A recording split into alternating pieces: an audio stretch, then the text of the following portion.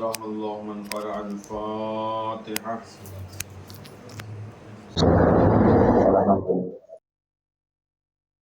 ما شاء الله لا قوة إلا بالله العلي العظيم.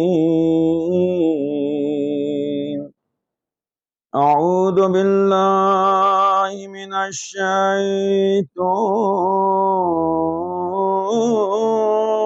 الرجيم. بسم الله الرحمن الرحيم. الحمد لله رب العالمين،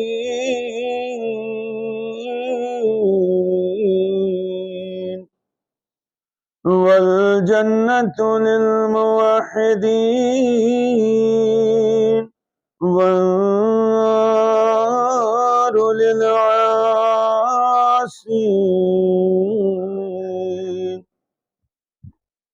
والصلاة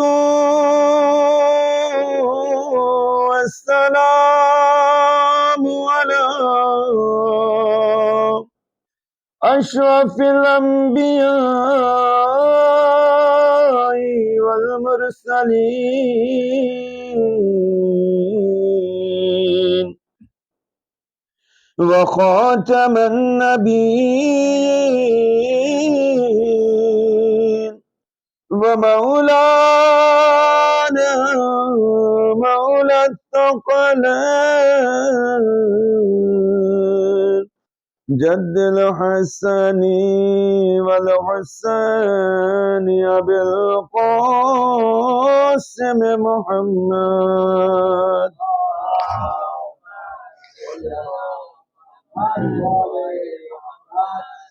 وآله الطيبين الطاهرين المعصومين المظلومين، ولعنة الله على أعدائهم أجمعين. من ليلنا هذا إلى يوم الدين، أما بعد، بسم الله الرحمن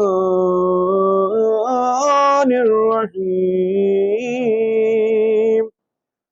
رب اشرح لي صدري ويسر لي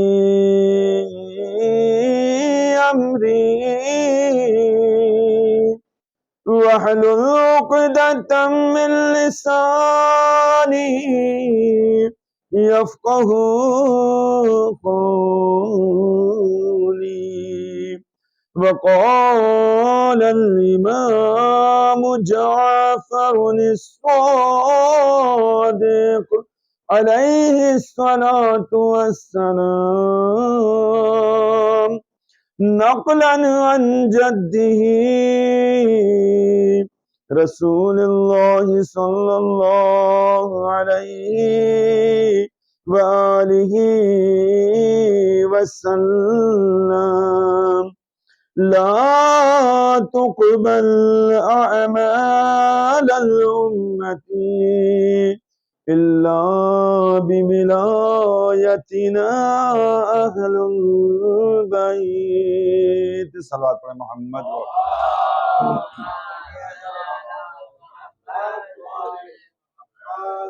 ایک اور صلوات پڑھیں مل کر، محمد و آل محمد.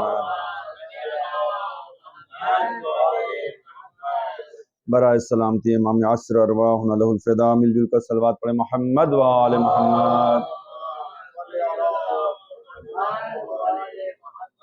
تمام مومنین و مومنات کی حفظ و سلامتی، آفات و بلیات سے حفاظت کے لیے خصوصی طور پر سیریا میں جو لوگ مجروح ہوئے ہیں، زخمی ہوئے ہیں، ان سب کی شفا یابی کے لیے تمام مومنین و مومنات، تمام عزاداران سید الشہداء جہاں کہیں بھی دنیا میں ان کی جان مال عز و حفاظت کے لیے، ان کے بچوں کی حفاظت کے لیے، ان کی ناموس کی حفاظت کے لیے مل جل کر صلوات پڑھیں محمد و آل محمد.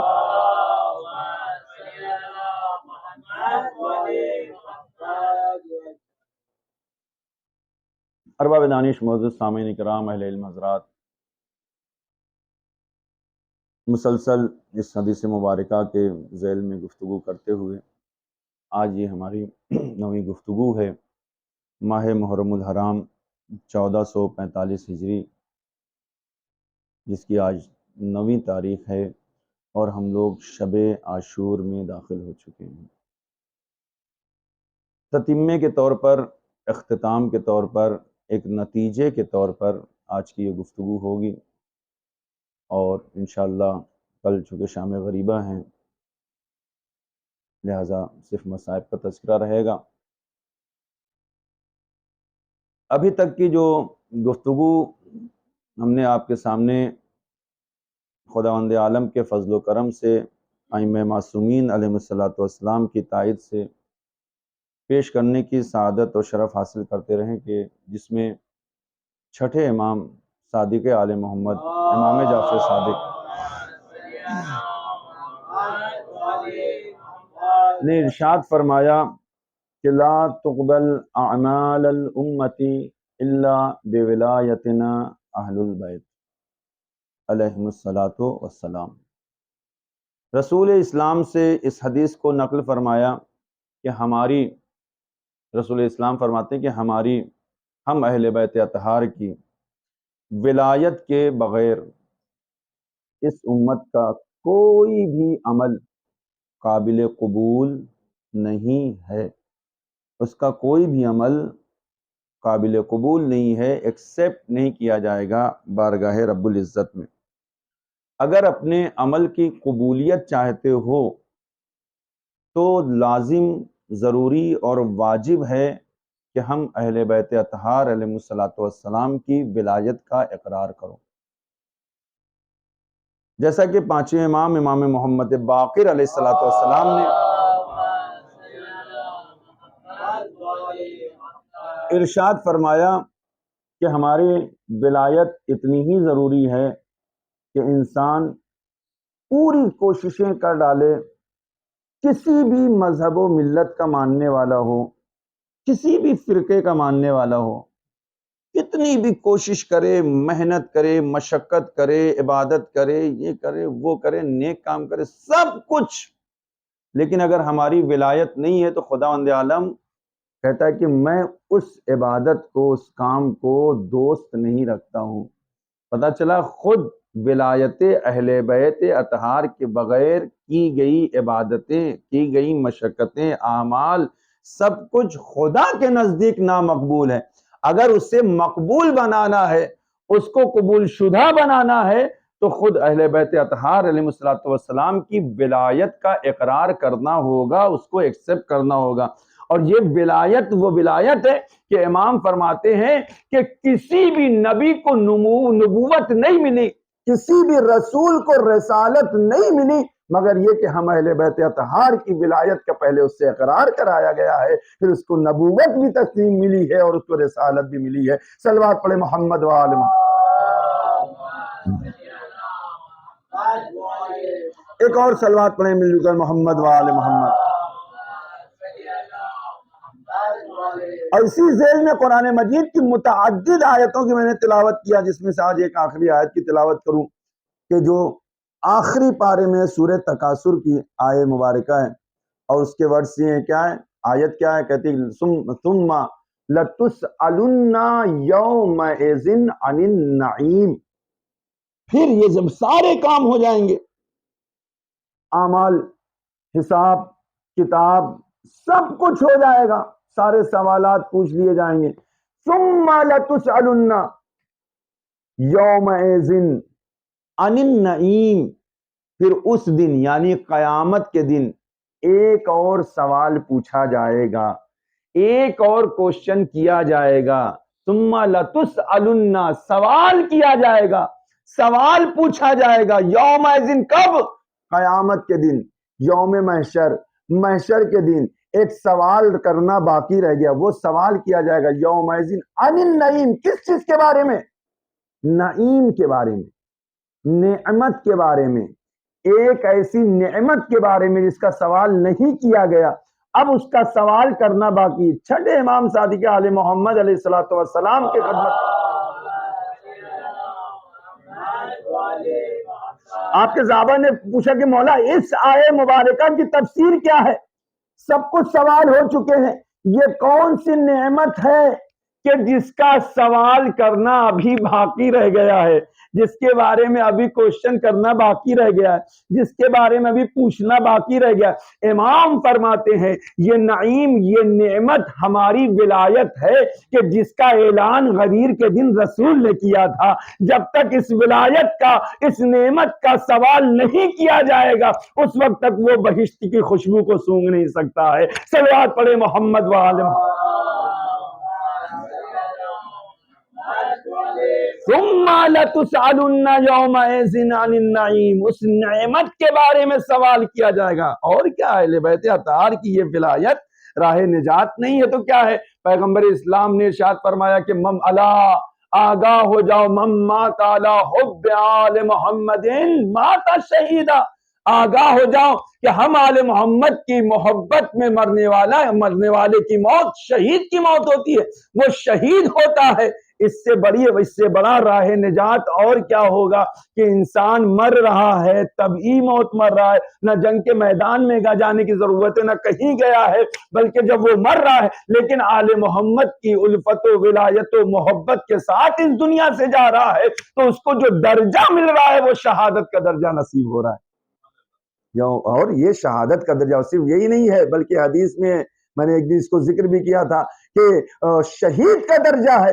اور اس کے بعد رسول فرماتے اللہ من مات علی حب آل محمد مات مغفورا، الا من مات علی آل محمد مات تائبا، الا من مات آل محمد علی حب آل محمد۔ رسول اسلام فرماتے ہیں کہ جو ہم آل محمد کی محبت میں مر جائے وہ شہید کا درجہ رکھتا ہے، اس کی موت شہید کی موت ہے، وہ شہید مرا ہے، معمولی موت اس کی نہیں ہے، تائب مرا ہے یعنی توبہ کیا ہوا مرا ہے۔ کوئی ہے جو اس مجمع میں یا پوری دنیا میں، پورے ورلڈ میں یہ دعویٰ کر سکے کہ جو ہم استغفر اللہ استغفر اللہ استغفر اللہ استغفر اللہ ہم پڑھتے ہیں ہماری توبہ قبول ہی ہو گئی ہے؟ کوئی 100% کہہ سکتا نہیں، کوئی یہ نہیں کہہ سکتا ہے کہ ہماری توبہ کو پروردگار عالم نے قبول ہی کر لیا، ہم کو 100% اب یقین ہے، اب ہم کو توبہ کرنے کی ضرورت نہیں ہے۔ لیکن ہاں رسول اسلام نے سند پیش کی ہے، آپ نے بتایا ہے یقینی طور پہ اگر آل محمد کی محبت تمہارے دل میں پائی جا رہی ہے اور اس دنیا سے جا رہے ہو، اس وقت تک تمہاری روح اس بدن سے نہیں نکلے گی، قفس عنصری سے پرواز نہیں کرے گی جب تک خداوند عالم کی طرف سے یہ سند نہ آ جائے کہ اس کی توبہ کو میں نے قبول کر لیا ہے۔ صلوات پڑھے محمد و عالم۔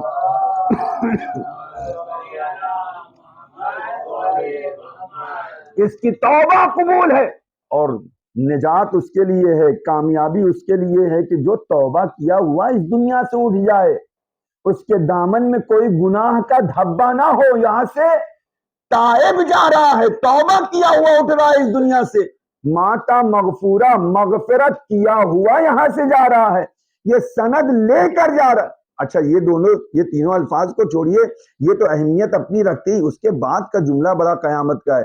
رب پیغمبر اسلام فرماتے ہیں کہ جو بھی ہم آل محمد کی محبت میں اس دنیا سے جاتا ہے، مرتا ہے، مر جاتا ہے، یا یہاں سے اس کی قفس عنصری سے روح پرواز کرتی ہے، مستکمل الایمان، وہ کامل ایمان اس دنیا سے لے کر جاتا ہے، اس کا ایمان ناقص نہیں ہوتا ہے، اس کے ایمان میں کوئی کمی نہیں ہوتی ہے، بلکہ دوسرے لفظوں میں کہا جائے وہ بے ایمان اس دنیا سے اٹھ ہی نہیں سکتا ہے کہ جس کے دل میں ولایت اہل بیت اطہار پائی جاتی۔ صلوات پڑھے محمد و آل محمد۔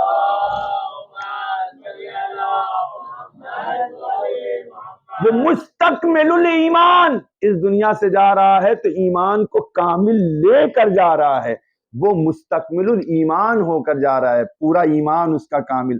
اور اس سے پہلے کہ وہ یہاں سے جائے فرشتہ آتا ہے اس کو جنت کی بشارت دیتا ہے کہ مبارک ہو بہشت تمہارا استقبال کر رہی اور بہشت تمہاری منتظر ہے۔ اور وہ جب قبر کی منزل میں جاتا ہے تو فتح البابین، خداوند عالم جنت کی دو کھڑکیوں کو، دو دروازوں کو، میں نے کھڑکی غلط ترجمہ کیا، بابین، باپ کہتے ہیں دروازے کو، دو دروازوں کو جنت کے اس کے کھولتا ہے، جس سے ٹھنڈی ٹھنڈی جنت کی ہوائیں آتی ہیں۔ اللہ اکبر! اور کیا چاہیے؟ اس سے بڑی کامیابی اور نجات کیا ہوگی کہ انسان اس دنیا سے جا رہا ہے، جنت کی بشارت ساتھ میں لے کر جا رہا ہے، شہادت کا درجہ لے کر اٹھ رہا ہے، توبہ کیا ہوا اٹھ رہا ہے، مغفرت کیا ہوا اٹھ رہا ہے، کامل ایمان لے کر جا رہا ہے۔ قبر کی منزل میں جب تک ہے قیامت تک، عالم برزخ میں وہ جنت کا ایک نمونہ بنا ہوا ہے۔ صلوات پڑھے محمد و آل محمد۔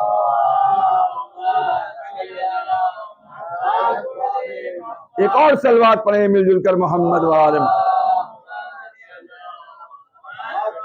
مستکمل الایمان فتح البابین، بہت بڑی سند ہے کہ جو آل محمد کی محبت میں مرے، خداوند عالم اس کو یہ مرتبہ تھا۔ اور لیکن جس کے دل میں محبت نہ ہو، اسی حدیث میں آگے آپ دیکھیں رسول اسلام نے فرمایا جس کے دل میں آل محمد کی محبت نہیں ہے، ماتا کافرہ، اس کی موت مسلمان کی موت نہیں ہے۔ صرف لا الہ الا اللہ پڑھ لینے سے مسلمان نہیں ہوتا ہے، محمد الرسول اللہ کہہ دینے سے مسلمان ہونے کی سند نہیں ملتی ہے، جب تک کہ کلمہ توحید کے ساتھ وہ کلمہ رسالت کا اقرار نہ کرے، اور کلمہ رسالت کے ساتھ علی ولی اللہ نہ کہے۔ صلوات پڑھے محمد و آل محمد۔ کافرہ کا مطلب سمجھے پیغمبر کی زبانی ہے، معاذ اللہ میری زبانی نہیں ہے، خدا نخواستہ میں نے اپنے الفاظ یہاں پہ نقل نہیں کہ پیغمبر فرما رہے ہیں کہ وہ جو مر رہا ہے ماتا کافرہ۔ کافر کس کو کہتے ہیں؟ کافر کی موت کس کی ہے؟ کہ جس نے خدا کا ہی انکار کر دیا، توحید کو بھی ایکسپٹ نہیں کرتا، وہ رسالت تو دور کی بات، وہ توحید کو بھی ایکسپٹ نہیں کرتا ہے، خدا کو واحد اور ایکتا نہیں مانتا ہے، خدا کو ایک نہیں مانتا ہے، خدا کا ہی اقرار نہیں کرتا ہے، اسے کافر کہا جاتا ہے۔ کہ جو خدا کا انکار کر دے، رسالت کا مرحلہ بعد میں ہے، امامت کا مرحلہ بعد میں ہے۔ پیغمبر فرماتے ہیں ہم اہل بیت اطہار کی محبت اگر نہیں ہے دل میں اور اس دنیا سے جا رہا ہے تو وہ کافر مر رہا ہے۔ اب جو کافر ہوگا کسی بھی حال میں اس کی نہ شفاعت ہو سکتی ہے نہ اس کی بخشش ہو سکتی ہے، اس کا ٹھکانہ سوائے جہنم کے کہیں نہیں ہے۔ صلوات پڑھ دے محمد و آل محمد۔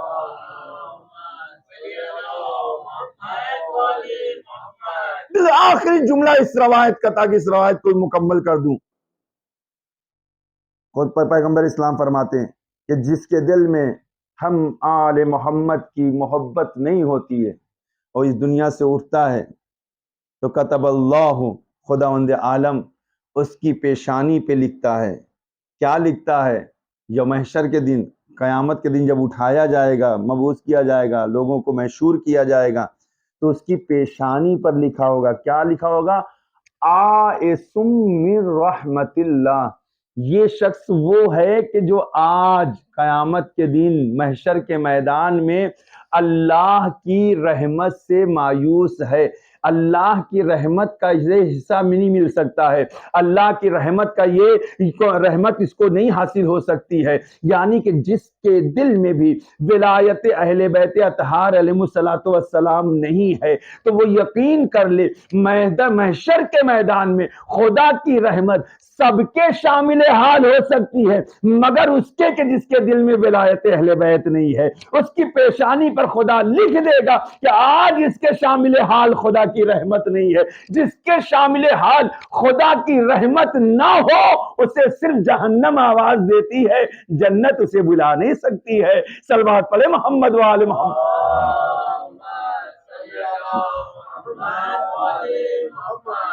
خداوند عالم کا لاکھ لاکھ شکر ہے کہ خداوند عالم نے ہمیں اور آپ کو اہل بیت اطہار علیہ الصلوۃ والسلام کی محبت کے ساتھ اس دنیا میں زندہ رکھا۔ اور یہی دعا کیا کریں کہ جب تک زندہ ہے اہل بیت اطہار کی محبت کے ساتھ، اور جب اس دنیا سے ہم جانے لگیں، ہمارا دم نکلے، روح پرواز ہو، تو اہل بیت کی محبت کے ساتھ ہو۔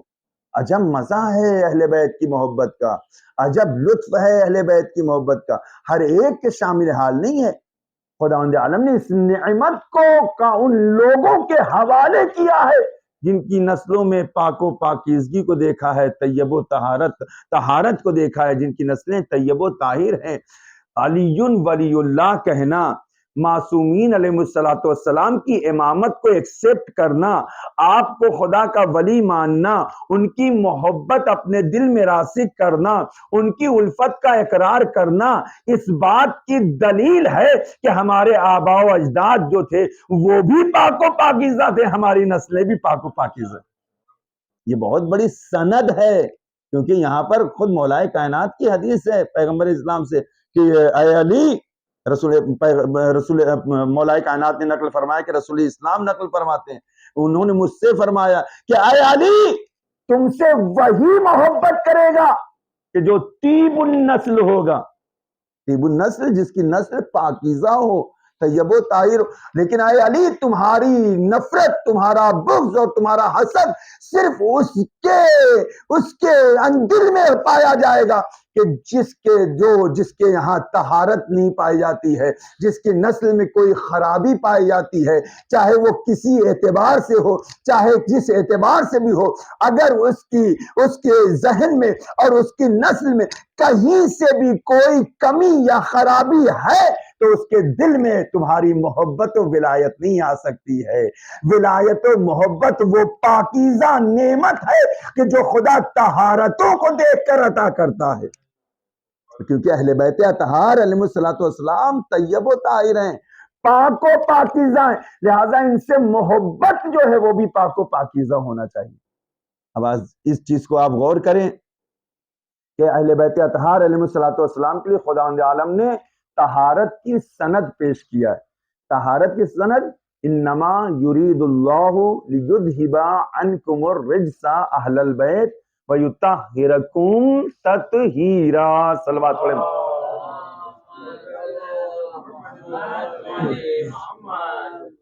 اہل بیت اطہار علیہ الصلوۃ والسلام اتنے پاک و پاکیزہ ہیں، اتنے پاک و پاکیزہ ہیں کہ ان تک کسی طرح کی کوئی گندگی، کوئی بھی خباثت نہیں پہنچ سکتی۔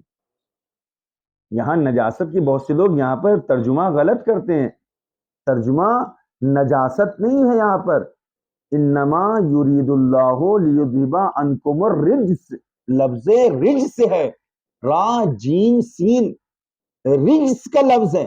رجس جو چیز ہوتی ہے اس کو نجس نہیں کہا جاتا ہے۔ اب میں اس کو ایکسپلین کروں یہاں پر تاکہ میرے بھائیوں تک یہ بات پہنچے کہ رجس اور نجس، رجاست اور نجاست میں فرق ہے۔ خداوند عالم نے نجاست معاذ اللہ نہیں کہا یہاں پر، نجاست اہل بیت اطہار علیہ الصلوۃ والسلام سے کوسوں دور ہے۔ خدا نے کہا میں نے تم سے رجس کو دور کیا ہے، رجاست کو دور کیا ہے۔ اب رجاست کیا ہے، نجاست کیا ہے، اس کو تھوڑی دیر کے لیے سمجھیں ہم نے، اور ضروری ہے کہ اس کو سمجھیں انشاءاللہ، تاکہ سمجھ گئے تو لطف بھی آئے گا۔ نجاست مثلا پیشاب، پخانہ، خون، مردار، یہ وہ ساری چیزیں نجس ہیں۔ کوئی بھی چیز، بہت سے جانور نجس ہیں۔ نجاست وہ ہے کہ جس کو آپ نے چھو لیا یا وہ آپ کو ٹچ ہو جائے، دونوں صورت میں آپ نجس۔ خون ہمارے ہاتھ میں لگ جائے تو جب تک ہم اس کو پاک نہیں کریں گے پانی سے اس وقت تک وہ پاک نہیں ہوگا، ہے نا۔ کپڑے میں ہمارے خون لگ جائے، جب تک ہم اس کو دھوئیں گے نہیں، اس کو پاکیزہ نہیں کریں گے، پاک نہیں کریں گے، تغسیل نہیں کریں گے، اس وقت تک کیا ہم نماز پڑھ سکتے ہیں؟ اس میں پڑھ سکتے ہیں نماز؟ نہیں پڑھ سکتے ہیں، خون نجس ہے۔ بڑی توجہ چاہتا ہوں، نجاست وہ ہے کہ جو عبادتوں سے دور کر دیتی ہے، اتنا توجہ رکھیے گا میرے جملے پر، نجاست عبادتوں سے دور کر دیتی۔ جب تک ہم پاک نہ کریں، جب تک پاکیزہ نہیں کریں گے، یہ ساری چیزیں نجس ہوں گی، چاہے ہم اس تک پہنچے چاہے وہ نجاست ہم تک پہنچے، دونوں صورت میں ہم نجس ہیں۔ ہم جا رہے تھے، ایک نجس جانور کتا تھا، اس سے وہ بھی ہمارا کپڑا گیلا تھا، بارش کا دن تھا، اس کے بدن سے ہمارا کپڑا ٹچ ہو گیا۔ اب ظاہر سی بات ہے جب ٹچ ہو گیا تو ہمارا کپڑا نجس ہو گیا۔ اب اس حالت میں ہم کیا مسجد میں جا کے نماز پڑھ سکتے ہیں؟ نہیں پڑھ سکتے بھائی، جب تک آپ اس کی طہارت نہیں کریں گے، اس کو پاک نہیں کریں گے، دھلنا ہے، ضروری ہے اس کو پاک کرنا۔ اتنی بات سمجھ میں، اس کو کہتے ہیں نجاست۔ یعنی نجاست کا مطلب کیا ہوا؟ جو خود بھی نجس ہے، جہاں لگے اسے بھی نجس کر دیں، نجاست۔ پاک نہیں ہے، نجس ہے، خون نجس ہے، یہ خود بھی نجس ہے، اور جہاں خون لگے گا وہاں پر وہ چیز کو نجس کر دے گا، اس کو پاک کرنے کی ضرورت۔ اگر یہ ایکسپلین ہوگی، یہ چیز جو ہے طے ہو چکی ہے، واضح ہو چکی ہے، تو میں بات کو آگے بڑھاؤں۔ صلوات پڑھیں مل جل کر محمد و آل محمد۔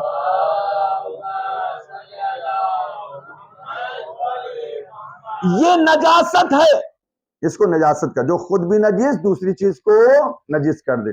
رجاست کسے کہتے ہیں؟ رجاست نجاست نہیں ہے، رجس جو ہے وہ نجاست کو نہیں کہتے ہیں، نجس نہیں ہے وہ، بذات خود نجس نہیں ہے رجس۔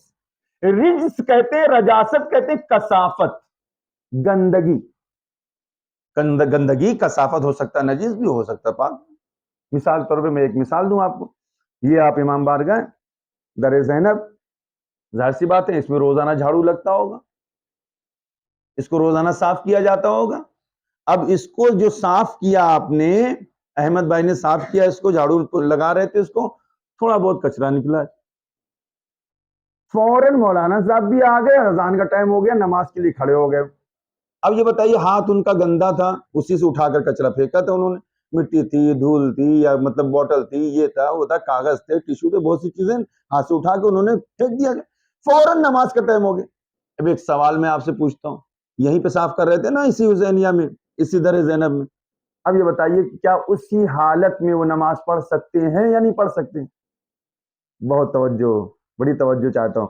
صاف کر رہے تھے یہیں پر، جھاڑو دیا، کچھ کچرا وغیرہ کثافت گندگیاں تھی اس کو اٹھایا، انہوں نے پھینکا، کیا اسی حالت میں نماز پڑھ؟ بالکل پڑھ سکتے ہیں، نجس تھوڑی نہیں تھا وہ، کثافت تھی، گندگی تھی، کچرا تھا، کچرا کہیے اپنی زبان میں، کچرا تھا، اس کو اٹھایا انہوں نے پھینک دیا، اذان ہوگی فوراً جماعت شروع ہوگی، فوراً کھڑے ہو گئے، دھلنے کی کوئی ضرورت نہیں، گندگی ہے صاف کرنے کی ضرورت ہے، ہاتھ میں مٹی لگی ہے وہ ایک الگ میٹر ہے، کھانا نہیں کھا سکتے ہیں بغیر دھلے ہوئے، لیکن نماز پڑھ لیا کوئی مسئلہ نہیں، نو پرابلم، پڑھ سکتے ہیں نہیں پڑھ سکتے، نجس تو نہیں تھے نا ہمارے کپڑے۔ میں جھاڑو دے رہا تھا اسی میں، مثال، یہ مثال چھوڑی، دوسری مثال، میں جھاڑو دے رہا تھا، جھاڑو دیتے دیتے بہت سا گرد و غبار، بہت سی چیزیں ہمارے کپڑے میں ٹچ ہوئی، ہاں، لیکن جب نماز کا وقت ہوا تو صرف میں نے ہاتھ دھلا اور جا کے نماز میں کھڑا ہو، کپڑا دھلا میں نے نہیں دھلا نا، نجس تو نہیں ہوا تھا نا، کپڑا پاک تھا نا۔ یہ اس طرح کے جو کبھی کبھی نجاست، جو گندگیاں ہوتی ہیں، کثافت جو ہوتی ہیں،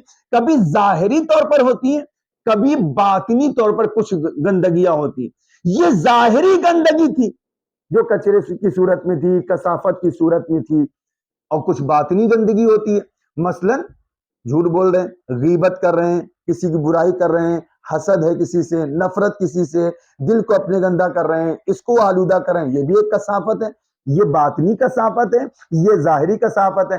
اب آئیے آیت کو پڑھتے ہیں، انشاءاللہ اس کا مفہوم سمجھ میں آئے۔ خداوند عالم نے فرمایا کہ انما یرید اللہ، خدا نے یہ ارادہ کیا ہے، خدا کا یہ ارادہ ہے، انما یرید اللہ لیذھب عنکم الرجس اہل البیت، اہل بیت اطہار، آپ سے ہر طرح کی رجاست کو، گندگی کو، کثافت کو، چاہے وہ ظاہری کثافت ہو، چاہے وہ باطنی کثافت ہو، اس کو دور کر دے، اس کو دور کر دے، اور اس طرح سے پاک و پاکیزہ کرے کہ جیسا پاک و پاکیزہ رکھنے کا حکم ہے، جیسا پاک و پاکیزہ کرنے کا حکم ہے، بڑی آسان بات ہے، بہت ہی عجیب مرحلہ ہے۔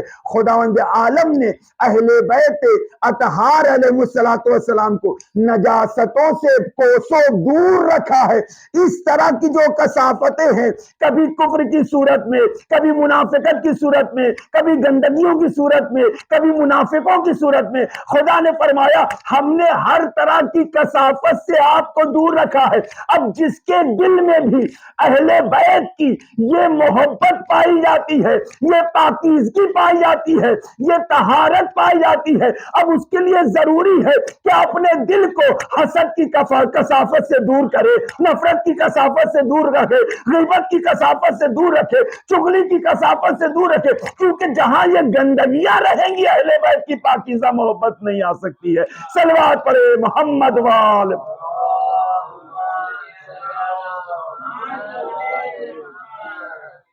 ایک اور صلوات پڑھیں مل جل کر، محمد وال۔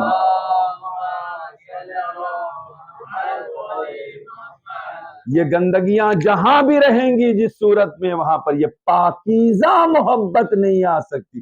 لہٰذا اہل بیت کا محب، اہل بیت کا چاہنے والا، جس کے دل میں ولایت اہل بیت ہے، وہ کسی سے بغض نہیں رکھتا ہے، وہ کسی سے حسد نہیں کرتا ہے، وہ کسی کی غیبت نہیں کرتا ہے، وہ برائی نہیں کرتا ہے، وہ کسی کی ترقی کو دیکھ کر اس کو جلن نہیں ہوتی، حسد نہیں ہوتی، بلکہ وہ اس کے لیے اور دعائیں کرتا ہے، کیونکہ ذرہ برابر بھی کثافت شیطان کے صفات میں سے، حسد شیطان کی صفات میں سے ہے، نفرت کرنا شیطان کے صفات میں سے ہے۔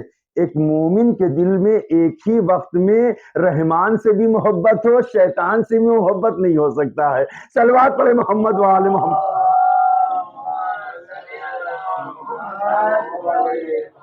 ایک ہی چیز کی محبت، لہذا ہم کو بارگاہ خداوند عالم میں دعا کرنا چاہیے، پروردگار ہمارے دل کو ہر طرح کی کثافت اور آلودگیوں سے پاکیزہ کر، تاکہ صحیح معنوں میں اہل بیت اطہار کی محبت اس دل میں سما سکے۔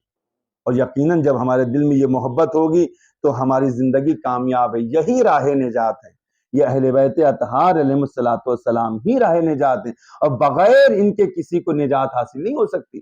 ایک حدیث میں پڑھوں آج آخری دن، تاکہ جو آپ مستفیض ہوں انشاءاللہ۔ صلوات پڑھیں محمد وآل محمد پر۔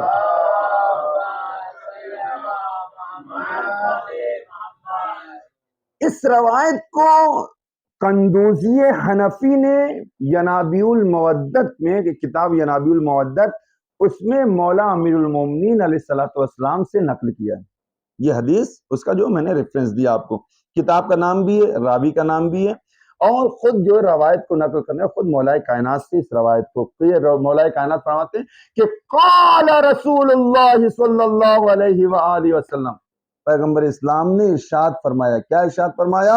من احب ان یرکب سفینۃ النجاہ، جو یہ دوست رکھتا ہے، جو یہ چاہتا ہے کہ سفینہ نجات پر سوار ہو، تو اس کو کیا کرنا چاہیے؟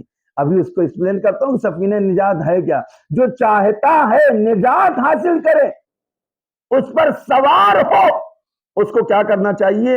وَيَسْتَمْسِكُ بِالْعُرْوَةِ الْوُثْقَىٰ، اس کے لیے ضروری ہے، پیغمبر نے فرمایا، جو شخص بھی نجات کی کشتی پر سوار ہونا چاہتا ہے تو سب سے پہلے اس کے لیے ضروری ہے کہ وہ جو بھروسے مند لوگ ہیں، جنہیں خداوند عالم نے عروۃ الوثقیٰ کہا ہے، عروۃ الوثقیٰ مولا کائنات کے القاب میں سے ایک، ان پر بھروسہ کرے، ان سے متمسک ہو جائے، کیونکہ اگر ان سے متمسک نہیں ہے، ان کی ولایت، ان کی محبت دل میں نہیں ہے، تو پھر خداوند عالم کی طرف سے اس کو نجات حاصل نہیں ہو سکتی ہے، وہ سفینہ نجات پر سوار نہیں ہو سکتا ہے۔ اس کے بعد پیغمبر فرماتے ہیں کہ اگر وہ چاہتا ہے کہ سفینہ نجات پر سوار ہو جائے تو پھر محکم طریقے سے اللہ کی رسی کو مضبوطی سے پکڑ لے، کہ جسے حبل اللہ المتین کہا جاتا ہے۔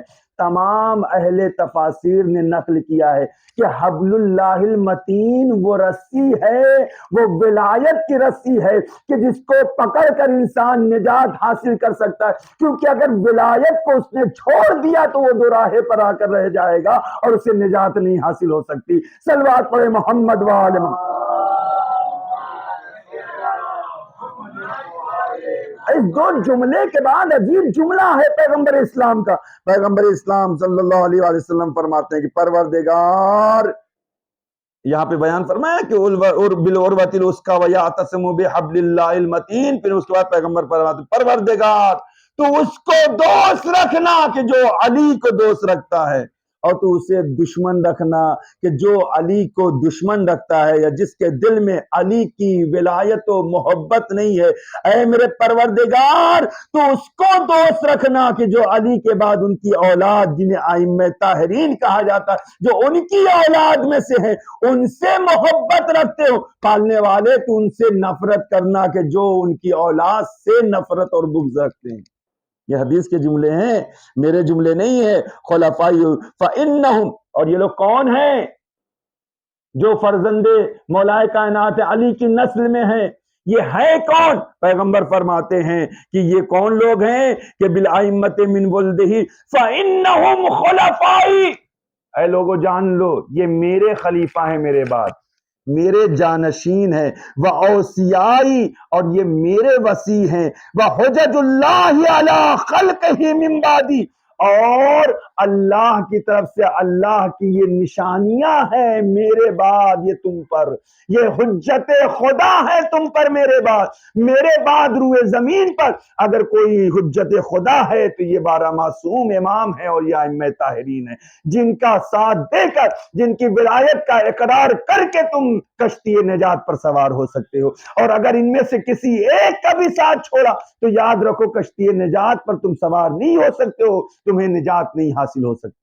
یہ دیکھیں بالکل بات واضح طور پر پیغمبر اسلام نے ارشاد فرمایا وَسَادَاتُ أُمَّتِي، اے پروردگار، اس کے بعد یہ بھی جو لوگ اس جملے کو سمجھ جائیں اس کی قدر کریں، پیغمبر اسلام نے فرمایا کہ یہ میرے بعد میرے خلیفہ ہیں، میرے وسیع ہیں، اللہ کے نشانیاں ہیں، حجت اللہ ہے، حجت خدا ہے تمام مخلوق پر میرے بعد، صرف ایک مخلوق پر نہیں، تمام مخلوقات پر میرے بعد یہ حجت خدا ہیں۔ وَسَادَاتُ أُمَّتِي وَقِوَادُ الْأَتْقِيَاءِ إِلَى الْجَنَّةِ حِزْبُهُمْ حِزْبِي وَحِزْبُ حِزْبِي حِزْبُ اللَّهِ، اور ان کی نسل سے، ان کی اولاد سے جو سادات کرام ہے میری امت میں، ان کا احترام، ان کی عزت، ان کا اکرام، کیوں؟ کیونکہ یہ لوگ جنت کی طرف لے جانے والے ہیں۔ جملہ ہے، بہت امپورٹنٹ جملہ ہے، یہ تمہیں جنت کی طرف لے کر جائیں۔ کامیابی کیا ہے؟ کامیابی اسی کو کہا جاتا ہے کہ انسان اس راستے کو اختیار کرے جس پر چل کے وہ جنت میں چلا جائے، اور اگر جنت میں نہ جا سکے تو وہ ناکام انسان ہے۔ صلوات پڑھے محمد وآل محمد پر۔ اے میرے پروردگار، جنہوں نے ان سے جنگ کیا اس نے مجھ سے جنگ کیا، اور جس نے مجھ سے جنگ کیا اس نے خدا سے جنگ کیا، اور خدا سے جنگ کرنے والا خدا کا دشمن ہوتا ہے اور اس کا ٹھکانہ جہنم ہوا کرتا ہے۔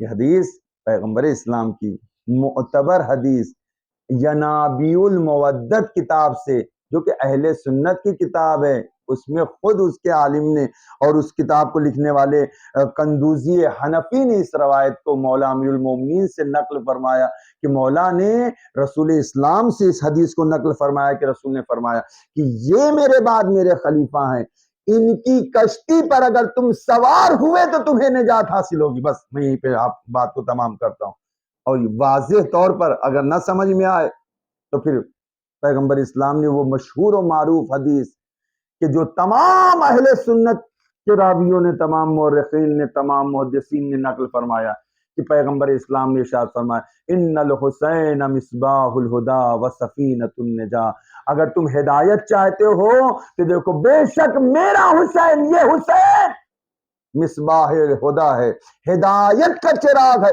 وسفینۃ النجاۃ، اور نجات کی کشتی ہے، جو اس کشتی پر سوار ہو گیا اسے نجات ملنے والی ہے، اور جو بھی اس پر سوار نہیں ہوا وہ غرق ہونے والا ہے، وہ نابود ہونے والا ہے۔ اگر تم نجات چاہتے ہو تو کشتی اہل بیت پر، کشتی حسین پر سوار ہو۔ آسان طریقہ، پیغمبر اسلام شاید یہ آسان طریقہ بتایا اس دنیا والوں کو کہ اور معصومین کی معرفت اگر نہیں تو حسین کے ذریعے سے آؤ مجھ تک، اور مجھ سے خدا تک، اور خدا سے جنت تک پہنچ جاؤ، کیونکہ یہ نام حسین وہ نام ہے کہ جو آج دنیا میں لا تبردو ابدا، یہ حرارت ایسی ہے، یہ گرمی ایسی ہے کہ جو کبھی سرد نہیں ہو سکتی ہے، جو کبھی کم نہیں ہو سکتی ہے، اس کو بجھایا نہیں جا سکتا ہے، اس کو ختم نہیں کیا جا سکتا ہے۔ حسین کی محبت کو اجاگر کرو۔ آج ضرورت ہے دنیا والوں کے سامنے ہم پہچنوائیں، ہماری ذمہ داری ہے، صرف مولوی مولانا کی اور عالم کی ذمہ داری نہیں، ہر شیعہ، ہر اہل بیت کے چاہنے والے کی ذمہ داری ہے کہ کم از کم کچھ لوگوں کو بتائیں کہ حسین، حسین کون ہے۔ آج دنیا نہیں جانتی، بہت سے لوگ نہیں جانتے کہ مولا امام حسین کے بارے میں کون ہے، محرم کیا ہے، عاشورہ کیا ہے، سب کی ذمہ داری، تاکہ ہم اس میسج کو دنیا میں عام کر سکیں۔ بس عزیزو، اگر یہ کام ہم نے کیا تو یقین جانیے ہم کامیاب لوگوں میں ہیں، نجات یافتہ لوگوں میں۔ یہ بہترین راستہ ہے، سب سے آسان ترین راستہ ہے۔ اور پیغمبر نے فرمایا کہ سارے سفینے جتنے بھی ائمہ معصومین کے سفینے سب پر سوار ہو کر تمہیں نجات حاصل ہوگی، لیکن قیامت کے دن سب سے تیز رفتار میں جو سفینہ تمہیں نجات عطا کرے گا وہ کشتی ہے امام حسین۔ آؤ کشتی حسین پر سوار ہو جاؤ، بس یہ وہ کشتی ہے کہ جس پر جو آیا اسے نجات ملی، جس نے بھی اس پر اپنے آپ کو سوار کر لیا اس کو خداوند عالم نے نجات دی۔ یہ وہ کشتی ہے جو اپنے دشمن کو بھی معاف کرنے کی طاقت رکھتا ہو، وہ امام جو خود نہ کھائے دوسرے کو کھلانے کی طاقت رکھتا ہو، وہ امام جو مشکل حالات میں مشکلیں کھڑی کرنے والے کو معاف کرنے کی طاقت و قوت رکھتا ہو، وہ امام۔ اللہ ہر کون تھا جو کربلا کے میدان میں آیا؟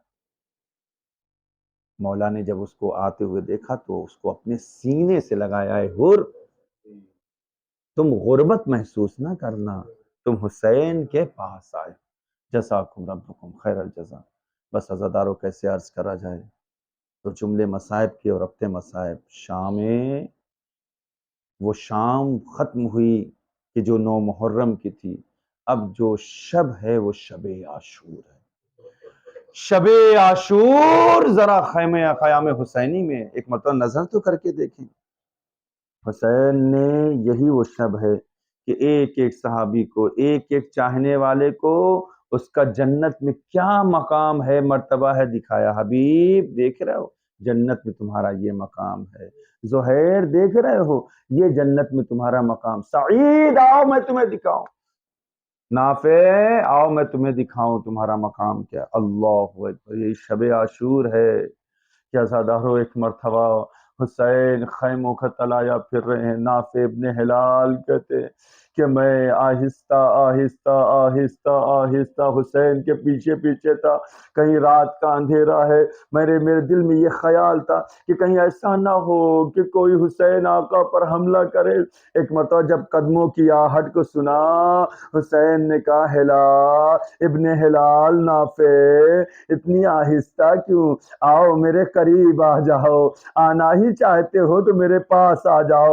ایک مرتبہ نافع کہتے جیسی میرے مولا و آقا نے مجھے بلایا، میں آقا کے قدموں میں جا کر گر گیا، آقا نے مجھے اٹھایا۔ بس عزادارو شب عاشور ہے نا، حق کے مصائب ادا کرنا ہے، آنسوؤں میں کمی نہ کرنا۔ کل جب صبح نمودار ہوگی زہرا کا برا گھر اجڑ جائے گا۔ ایک مرتبہ آزادارو حسین نے نافع کو لیا ساتھ میں، کہا آؤ نافع میں تمہیں دکھاتا ہوں۔ اے عزادارو حسین لے کے نافع بن ہلال کو آگے بڑھے، ایک مرتبہ آگے بڑھ کے کہا اے نافع جانتے ہو یہ کون سی جگہ ہے؟ کہا نہیں مولا۔ حسین کہتے یہ وہ جہاں ہے جہاں میرا لال علی اکبر نیزے کھا کے زمین پر گرے گا۔ اے ہلال نافع جانتے ہو یہ کون سی جگہ ہے؟ نہیں مولا، یہاں پر میرے بچپن کا دوست حبیب یہاں پر زمین پر گرے گا۔ کچھ دور اور آگے بڑھے، آواز دی اے نافع پتا ہے یہ کون سی جگہ ہے؟ آواز دی نہیں مولا۔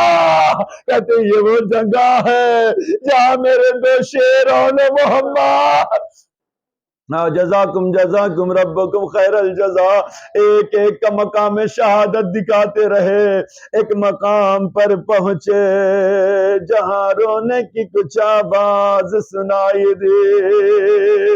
ایک مدنہ پہ کہتے آقا یہ رونے کی آواز کا ہے۔ ایک مدنہ آقا کہتے نافع یہ میری اماں زہرا کی آواز، وہ دیکھ میرا مقتل یہاں تیرا آقا حسین۔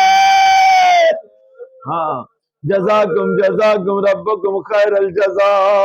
اے عزادارو نافع کو سب دکھانے، مقام شہادت دکھانے کے بعد نا حسین خیمے میں آ گئے۔ بس عزادارو دو جملے مسائب کے سن لینا، برداشت کرنا۔ ایک مرتبہ خیمے کے قریب سے گزرے، حسین نے ایک عجیب منظر دیکھا۔ ایک ماں ہے جو اپنے جوان لال کے سامنے بیٹھی ہوئی کہہ رہی ہے اے میرے جاوا، اے میرے لال اکبر کل صبح جب نمودار ہوگی نا تو اپنے کو بابا پہ فدا کرنا. اے میرے لال میں دعا کرتی ہوں یہ رات نہ ڈھلے. ہاں کیونکہ یہ رات اگر ڈھلی زہرا کا بھرا گھر اجڑ جائے گا. اے رات نہ ڈھلنا کہ اجڑ جائے گی زینب. جزاکم ربکم خیر الجزا. اے عزادارو رات بسر ہوئی عبادتوں میں. کہیں سے سبحان اللہ کی آواز ہے, کہیں سے اللہ اکبر کی آواز ہے, کہیں سے تسبیح کی آواز ہے, کہیں سے تحلیل کی آواز ہے. جب اذان کا وقت شروع ہوا نا ایک مرتبہ حسین نے اپنے لال علی اکبر کے قریب بلایا. اے میرے لال اکبر ذرا اذان تو دینا. سنو گے عزادارو علی اکبر گلدستے اذان پہ کھڑے ہوئے, شبیہ رسول اذان دے رہا ہے. میں کہوں گا اکبر آج تمہاری آخری اذان ہے. عزادارو علماء بیان کرتے ذاکرین کہتے ہیں جیسے ہی علی اکبر نے کہا نا اللہ اکبر اللہ اکبر,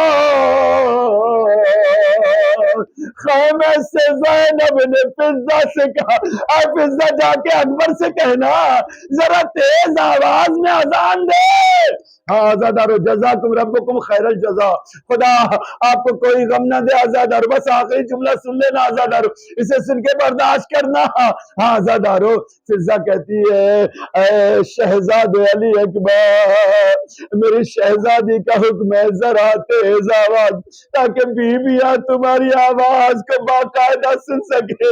اے آزادارو ایک مرتبہ علی اکبر اپنے بابا حسین کی طرف متوجہ ہوتے. اے بابا پھوپھی کا کہنا ہے کچھ تیز آواز میں دوں. اے بابا میری آواز میں وہ اثر پیدا ہو جائے میری اذان کی آواز مدینے کی گلیوں سے ٹکراتی ہوئی میری بہن سغرا. ہاں جزاکم ربکم خیر الجزا. خدا کوئی غم نہ دے.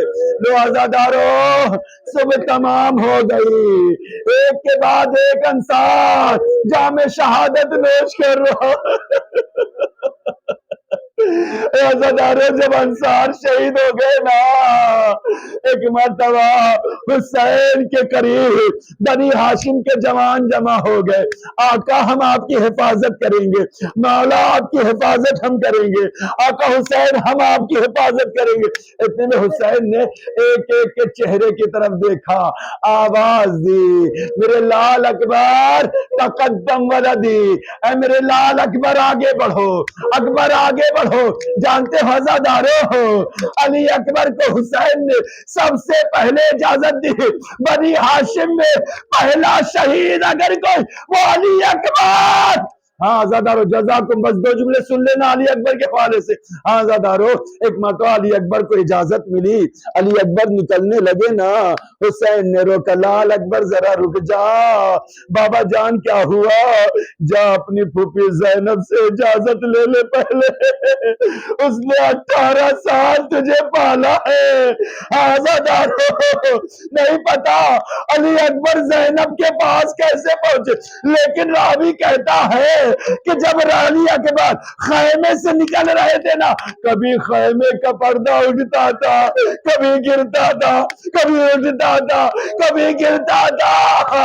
راوی کہتا علی اکبر جب جب نکلنا چاہتے تھے بیویاں دامن پکڑتی تھی. اے اکبر ارے تمہارے جانے سے ہم رسول کی زیارت سے محروم ہو جائیں گے. اکبر ہمیں چھوڑ کر نہ جا. مجھے نہیں پتا حسین نے کیسے الوداع کہا ہوگا جس کا یوسف اس کی نظروں سے جدا ہو رہا ہو. یہی وجہ ہے علی اکبر کچھ دور آگے بڑھے تھے نا عزادارو.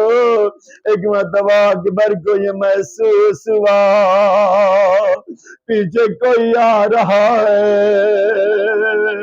ایک مرتبہ ملک کے جب دیکھا ضعیف ناتوابا अरे अली अकबर के पीछे पीछे अली अकबर ने फौरन आवाज दी, बाबा आपने तो अभी अलविदा कहा था, आपने तो खुदा हाफिज कहा था, अब आने की क्या जरूरत थी बाबा।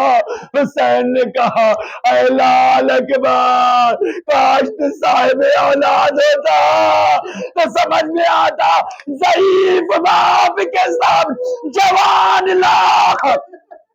हाँ जजाकुम रब्बुकुम खैरल जजा। हाँ ज़ादारो मजलिस तमाम हो रही है। हाँ लो अली अकबर आए।